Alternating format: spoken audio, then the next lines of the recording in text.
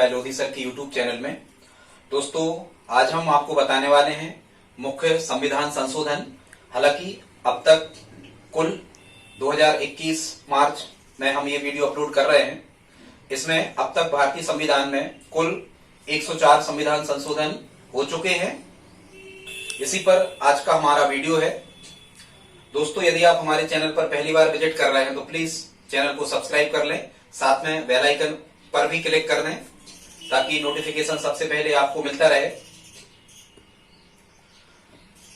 Students, आप किसी भी एग्जाम, चाहे वो स्टेट लेवल का हो चाहे वो नेशनल लेवल का हो, यदि आप तैयारी कर रहे हैं तो संविधान संशोधन में से एक प्रश्न निश्चित रूप से आता है। ये हमारा पार्ट फर्स्ट होगा, इसका पार्ट सेकंड भी हम जल्दी अपलोड करेंगे, आप उसे भी देख लेना क्योंकि ये बहुत इंपॉर्टेंट टॉपिक है। यहां से प्रश्न निश्चित रूप से, यदि जीके किसी एग्जाम में आना है तो एक प्रश्न निश्चित रूप से यहां से आना ही होता है। इसमें हमने मुख्यतः जो भारत का लघु संविधान कहा जाता है, 42वां संविधान संशोधन 1976 इंदिरा जी के टाइम का, इसको हमने इसमें शामिल किया है। 44वां संविधान संशोधन को इसमें शामिल किया है और लास्ट के 4 इसमें शामिल किए हैं। बाकी जो सेकंड वीडियो हम अपलोड करेंगे इसके बाद में, उसमें हम उम्र के एक तरफ पंजाब विवाद वाले पूरे इकट्ठे एक साथ, भाषाओं वाले पूरे एक साथ, लोकसभा सदस्यों की संख्या वाले पूरे एक साथ, ठीक है, ऐसे हम आपको लगा देंगे। तो स्टूडेंट्स, ठीक है,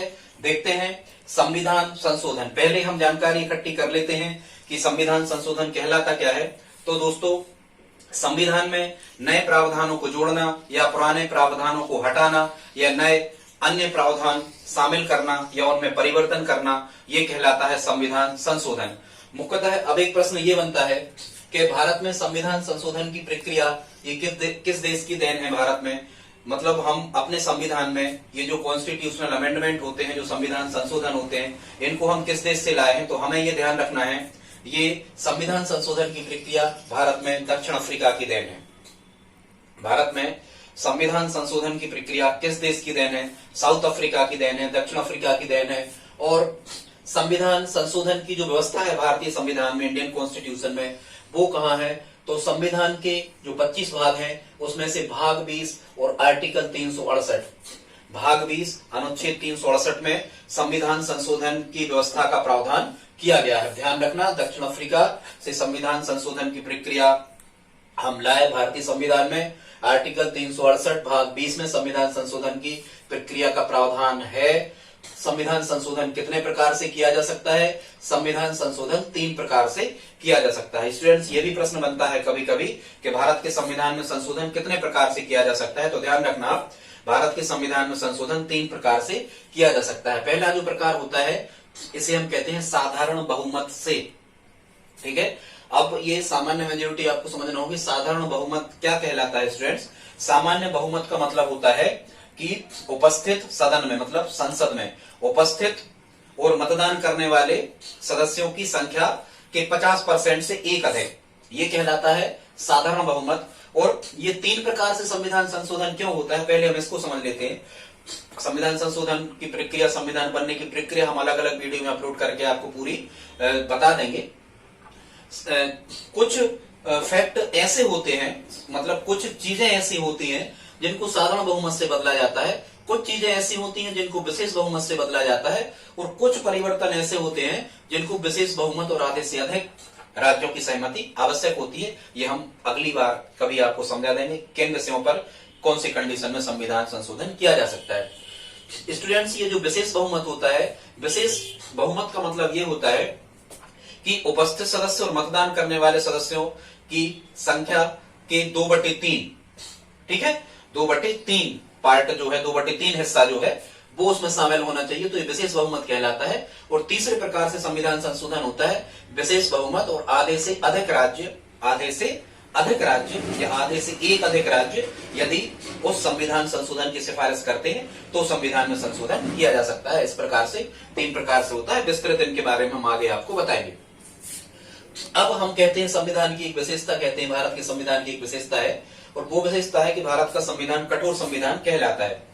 तो स्टूडेंट्स, भारत का संविधान कठोर संविधान कहलाने के पीछे एक ही कारण है कि भारत के संविधान संशोधन की जो प्रक्रिया है ये बहुत ही जटिल है, इसलिए भारत का संविधान कठोर संविधान कहा जाता है।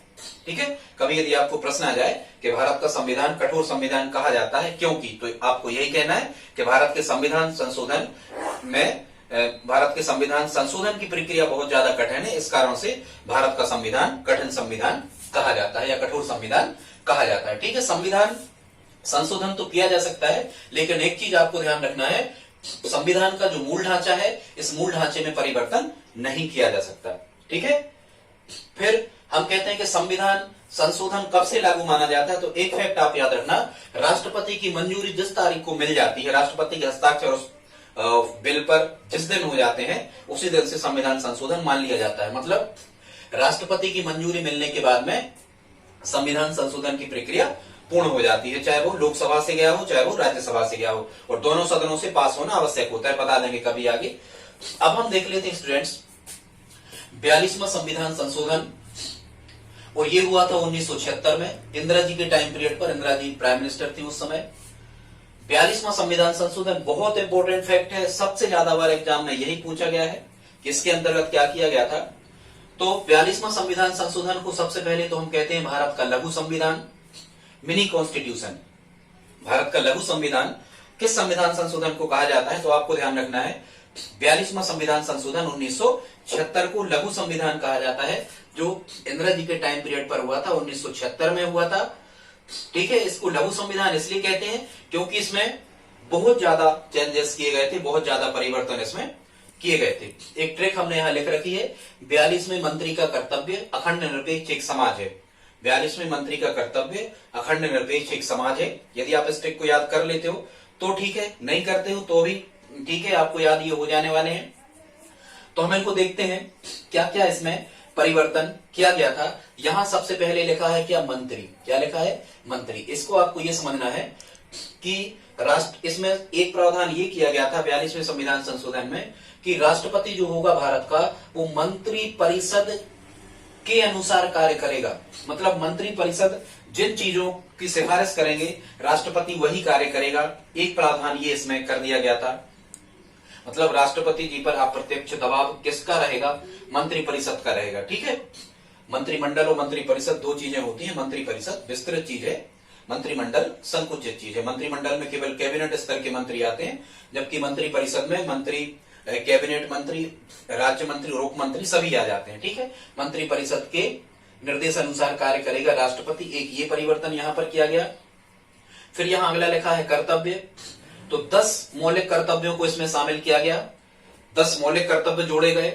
ध्यान रखना, 10 मौलिक कर्तव्य किस संविधान संशोधन में जोड़े गए, 42वें संविधान संशोधन में जोड़े गए, सरदार स्वर्ण सिंह समिति की सिफारिश के आधार पर। ध्यान रखना, ये जो मौलिक कर्तव्य हैं, ये किसी भी देश का स्वर्णिम भविष्य तय करते हैं। यहां से याद रखना, सरदार स्वर्ण सिंह समिति गठित क्यों की गई थी, मौलिक कर्तव्य बनाने के लिए, मौलिक कर्तव्यों को संविधान में मान्यता दिलाने के लिए। तो सरदार स्वर्ण सिंह समिति की सिफारिश के आधार पर 10 मौलिक कर्तव्यों को यहीं पर शामिल किया गया।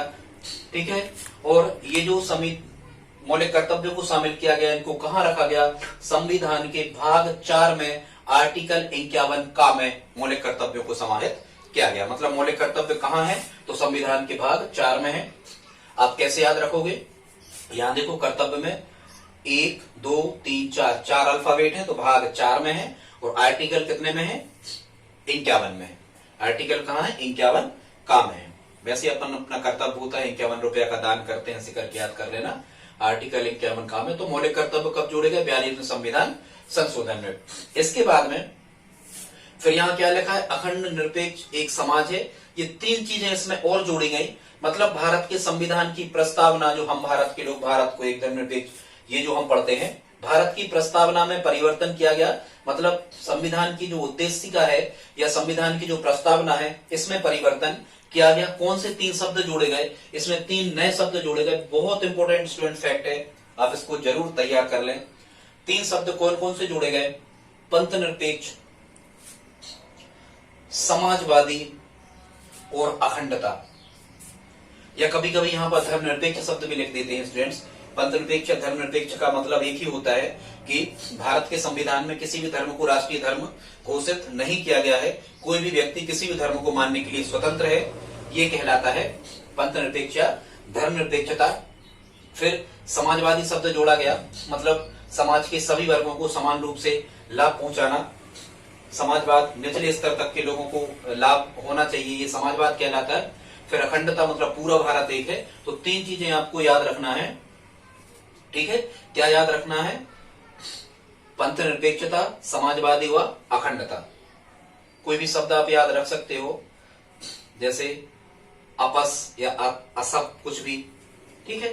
पंथ निरपेक्षता, समाजवादी व अखंडता शब्दों को जोड़ा गया। तीसरा अगला प्रावधान इसमें किया गया, चौथा प्रावधान इसमें किया गया, 3 हो गए, मौलिक कर्तव्यों को शामिल किया गया। राष्ट्रपति मंत्रिपरिषद के अनुसार कार्य करेगा, और 3 शब्द पंथ निरपेक्षता, समाजवादी और अखंडता को जोड़ा गया। इसके बाद में इसमें क्या किया गया, लोकसभा जो होती है संसद में, संसद का निम्न सदन होता है लोकसभा, लोकसभा व राज्य विधानसभाएं, राज्यसभा नहीं, यहाँ ध्यान देना, राज्य की विधानसभाएं, मतलब विधान सभाएं जो होती हैं, ठीक है, लेजिस्लेटिव असेंबली जो होती है, राज्यों की विधानसभा जहां विधायक बैठते हैं, तो लोकसभा व राज्य विधानसभाओं का कार्यकाल 5 वर्ष से बढ़ा करके 6 वर्ष कर दिया गया। हालांकि यही जो कुछ परिवर्तन यहाँ राष्ट्रपति या ये कार्यकाल के हैं, ये 44 में, 1978 में ये चेंज हो जाएंगे, पर यहाँ ये किया गया था कि अभी जैसे अभी कार्यकाल कितना है, अभी राज्य विधानसभाओं का, मतलब विधानसभा सदस्य विधायकों का कार्यकाल भी 5 वर्ष होता है, और लोकसभा सांसदों का कार्यकाल भी कितना होता है, 5 वर्ष होता है। लेकिन 42वें संविधान संशोधन 1976 में कार्यकाल 5 वर्ष से बढ़ाकर कितना कर दिया गया था, 6 वर्ष, 1 साल बढ़ा दिया गया था। इसके बाद में कुछ विषय जो थे, कुछ विषय थे, इन विषयों को राज्य सूची से हटा करके समवर्ती सूची में शामिल किया गया, ठीक है। और ये कौन कर सकता है, राज्यसभा करती है।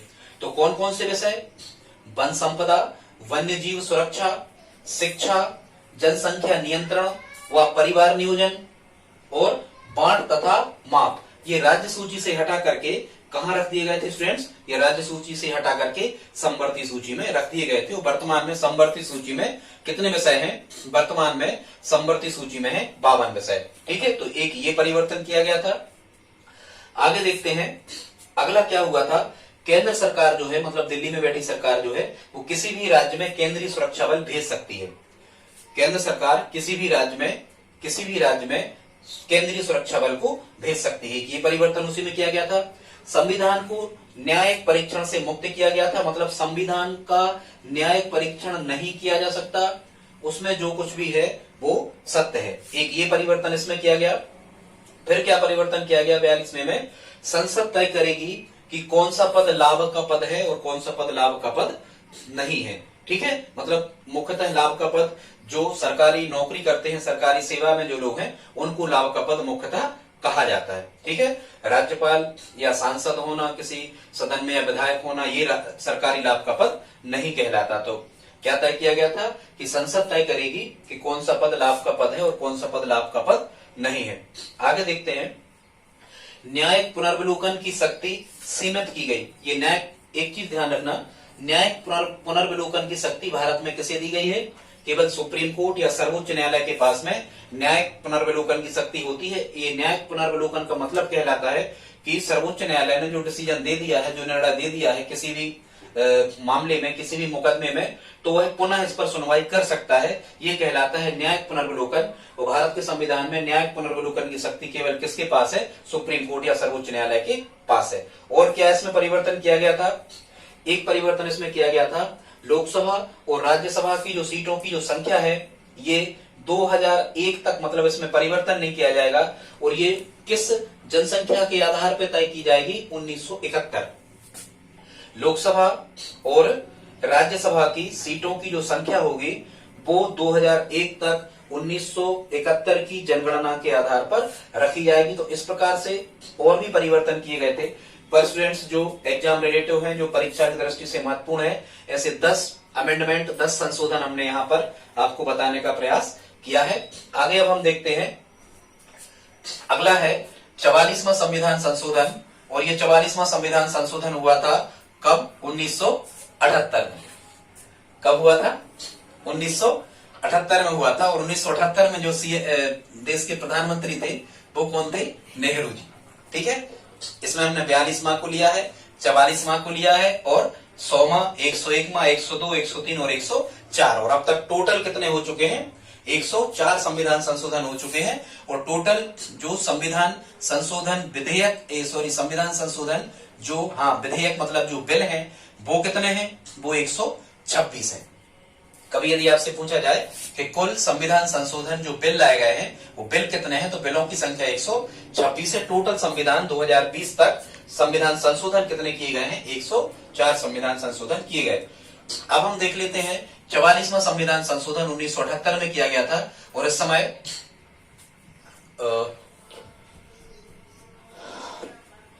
1978 में किया गया था 44वां संविधान संशोधन। ठीक है, क्लियर नहीं है देख लेना, शायद नेहरू जी प्राइम मिनिस्टर रहे उस टाइम पे। इसमें क्या किया गया था इसको देखो।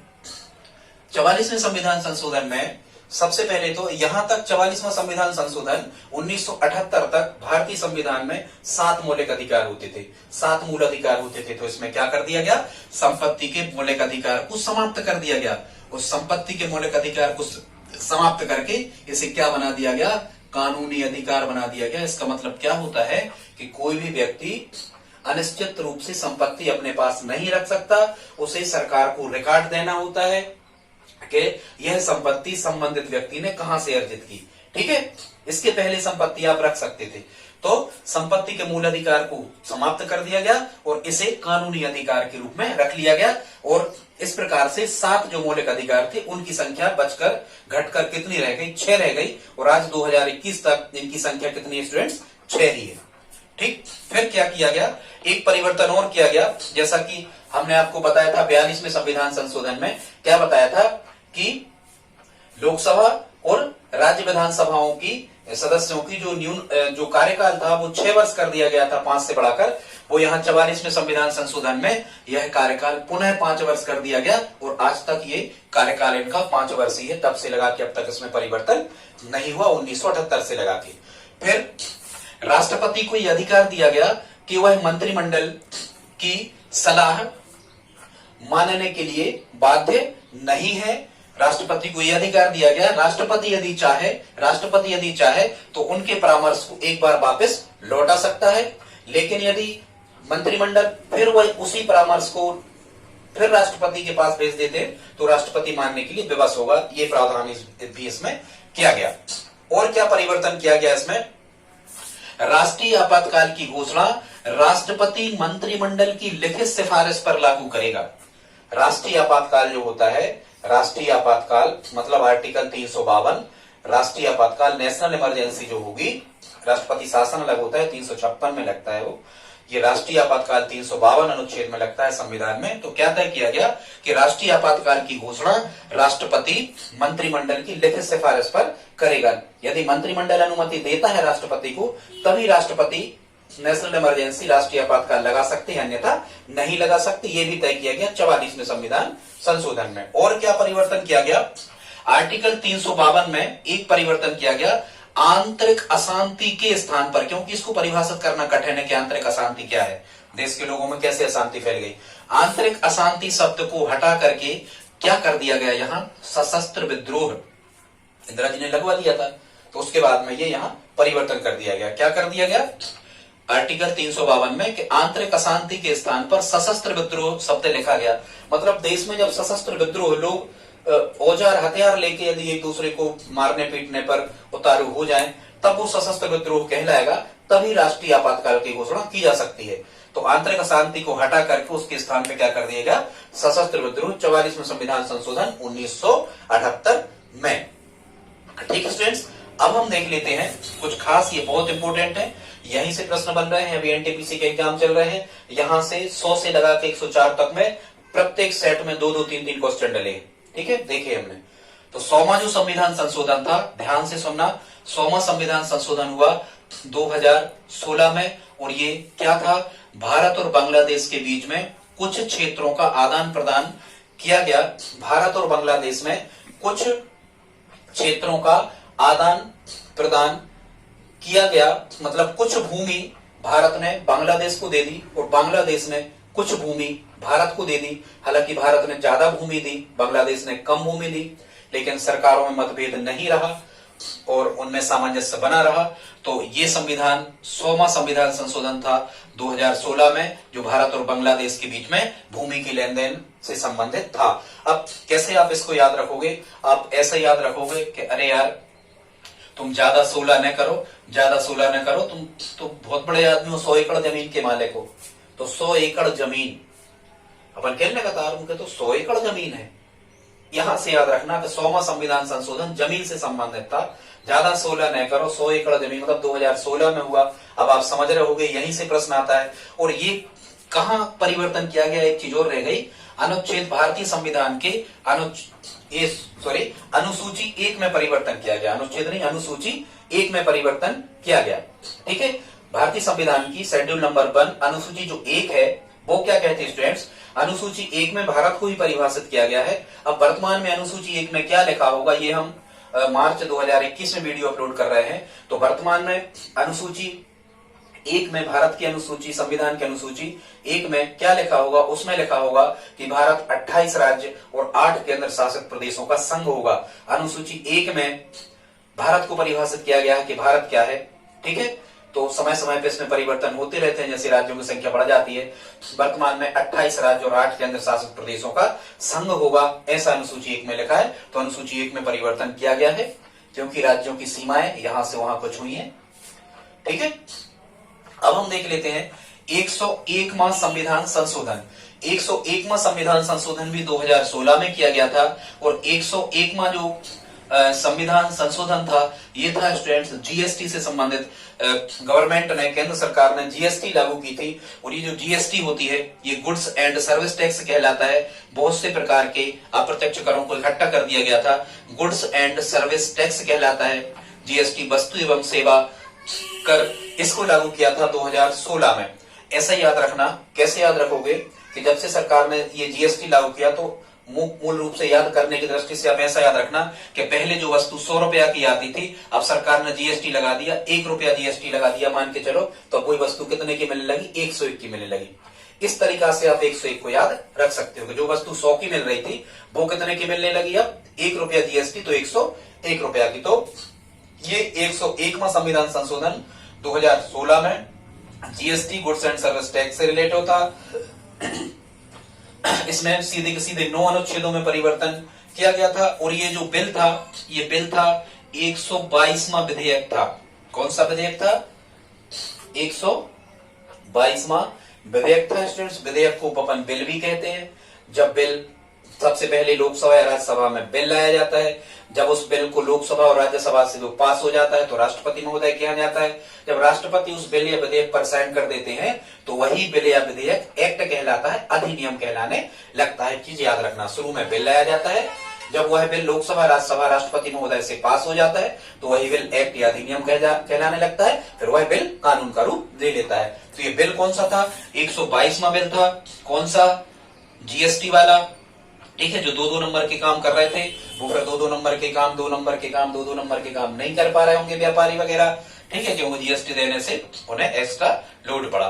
ठीक है, यहां से आप जोड़ सकते हो 2-2 मतलब 122वां विधेयक था। और इसे कब से लागू किया गया? 1 जुलाई 2017 से जीएसटी को पूरे भारत में लागू कर दिया गया। और 6वीं और 7वीं अनुसूची में परिवर्तन इसके द्वारा करना पड़ा। अब हम देख लेते हैं स्टूडेंट्स 102वां संविधान संशोधन। 102वां संविधान संशोधन हुआ था सन 2018 में। ठीक है, 2016 के 2 साल बाद 102वां संविधान संशोधन हुआ 2018 में। और ये जो बिल था 122 यहां तक हो गए थे। 123वां विधेयक था। इसमें क्या किया गया? इसमें राष्ट्रीय पिछड़ा वर्ग आयोग को संवैधानिक दर्जा प्रदान किया गया। राष्ट्रीय पिछड़ा वर्ग आयोग को अभी तक इसके पहले संवैधानिक दर्जा नहीं मिला था। स्टूडेंट समझना, संवैधानिक निकाय और संवैधानिकतर निकाय, इनमें अंतर होता है। संवैधानिक निकाय वो कहलाते हैं जिन निकायों या जिन संस्थाओं, जिन समितियों, जिन आयोगों का प्रबंध संविधान लागू होने तक कर दिया गया था। मतलब 26 जनवरी 1950 के पहले तक या 26 जनवरी 1950 तक जितने आयोग, समितियां वगैरह संविधान में जिनका जिक्र किया गया था, जो उसमें जुड़ गए थे, उन्हें कहते हैं संवैधानिक निकाय। और जो संविधान संशोधन करने के बाद जिन आयोगों को संविधान में रखा गया, जोड़ा गया, उन्हें कहते हैं संवैधानिक निकाय। ठीक है, तो जो संवैधानिक होते हैं उनको संवैधानिक मान्यता नहीं होती, लेकिन संसद उसको मान्यता दे सकती है। तो हम क्या कहेंगे कि राष्ट्रीय पिछड़ा वर्ग आयोग, राष्ट्रीय जो पिछड़ा वर्ग आयोग था, इसको संवैधानिक दर्जा दिया गया। कब दिया गया? 102वां संविधान संशोधन 2018 में। और भारतीय संविधान के कौन से आर्टिकल में परिवर्तन किया गया? ये किया गया आर्टिकल 338 और आर्टिकल 366 में परिवर्तन किया गया। ठीक है स्टूडेंट्स,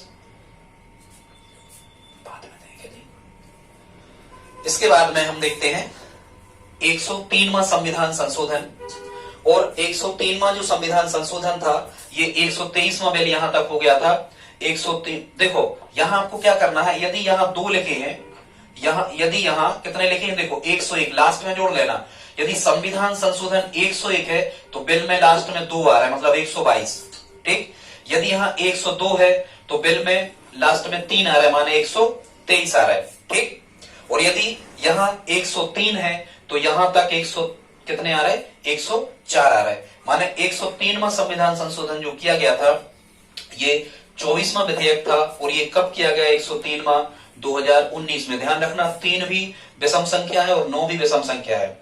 ठीक, और यहां ये सम थे सब, एक भर का 2016 याद रखना है।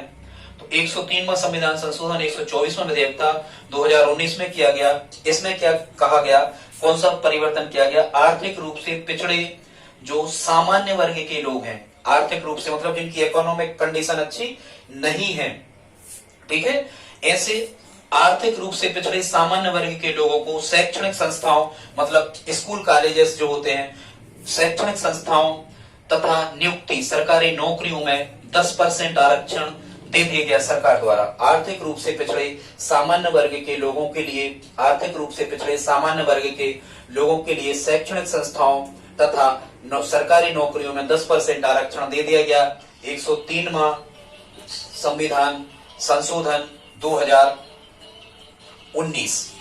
ठीक स्टूडेंट्स, आगे देखते हैं। हाँ, तो यहां लिखा है ईडब्ल्यूएस का स्टूडेंट्स जो फुल फॉर्म होता है, ये होता है इकोनॉमिकली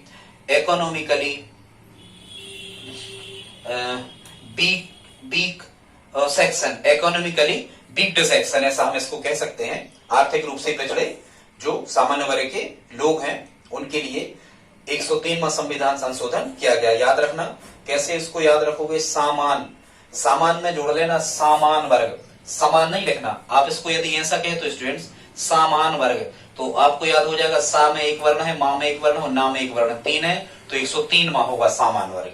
ठीक, या फिर यहां हम तो यहां से याद करें हैं ईडब्ल्यूएस। ठीक है, इस ईडब्ल्यूएस से आप पकड़ लेना, यहाँ 3 वर्ण है, तो 103वां संविधान संशोधन सामान्य वर्ग से रिलेटिव था। और इस आरक्षण को लागू करने वाला प्रथम राज्य पूछा गया अभी एनटीपीसी में, तो इस 10% सामान्य वर्ग के लोगों को आरक्षण देने वाला प्रथम राज्य था गुजरात।